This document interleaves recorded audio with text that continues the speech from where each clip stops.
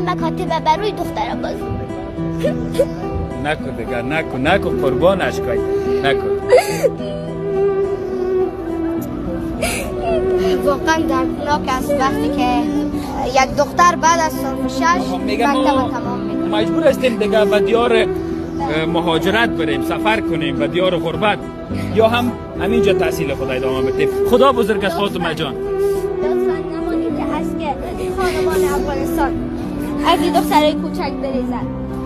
لطفا این درای مکاتب باز کنید، چون که ما هم میخواییم که مکتب بریم، درس بخوانیم و تحصیل کنیم، چون حق هر مسلمان ای است.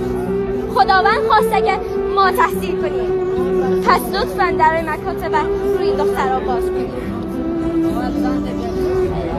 یک شعر مخصوص شعر بخوان که